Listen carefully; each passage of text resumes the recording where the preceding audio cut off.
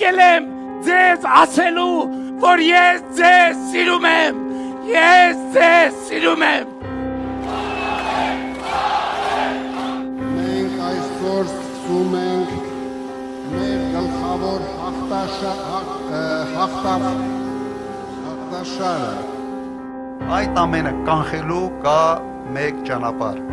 հունիսի 7։ Հայաստանում նախընտրական քարոզարշավը մեկնարկել է բուռն թափով, սակայն ինչպես եւ սպասելի էր, քաղաքական հիմնական դերակատարները մրցում են ոչ թե ծրագրերով, անելիքների ռազմավարությամբ, այլ մանիպուլյացիաների ու պոպուլիզմի վարպետությամբ։ Եթե փորձենք կարճ բնորոշել այն ամենն, ինչի ականատեսն ենք այսօր, ապա դա պարզապես պոպուլիզմի գեշ դոզավորում է։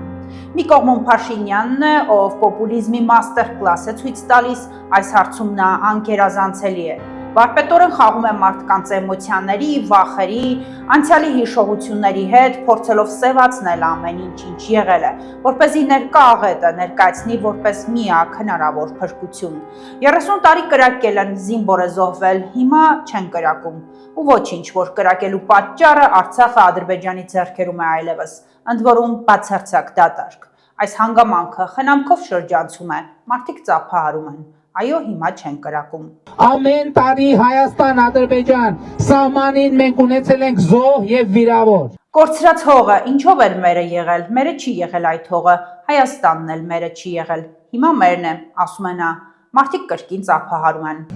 Ասում են հող ենք կորցրել, այդ հողը ինչով է մերը եղել, ինչով է մի հատ բացատրեք ինչով է մերը եղել։ Հարցը մնում է Կորնիձորի օդում կախված, թե հազարամյա հայկական Արցախը ինչով է մերը եղել։ Ամեն պատահած թոշակառույց Փաշինյանը ճշտում է, իր թոշակը բարձրացել է թե ոչ, ճշգրտում է, մեկ էլ տեսար բոլորինը բարձրացել է, իսկ իրեն հանդիպած այդ մեկինը դեռ ոչ։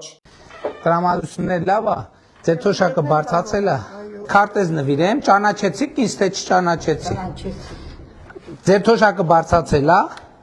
Բարև ձեզ, ձեր թոշակը բարձրացել է։ Սա է պատկերը։ Մյուս կողմում ընդդիմադիր դաշտի առաջատար խաղացողներից Սամվել Կարապետյանն է։ Եթե Փաշինյանը խաղում է անմիջականության, ժողովրդի մարդ կերպարի վրա,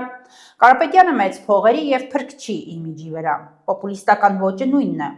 Արվում են բարձրագույն հայտարարություններ, իսկ թե ինչպես են պատկերացնում Հայաստանի ապագան, ինչ մեթոդներով, ինչ ճանապարհով, ինչպես են պատրաստվում երկիրը դուրս բերել այս վիճակից, ակնհայտորեն պարզ չէ։ Իրական պրագմատիկ հաշվարկ, ողջամիտ խոսք չի լսվում։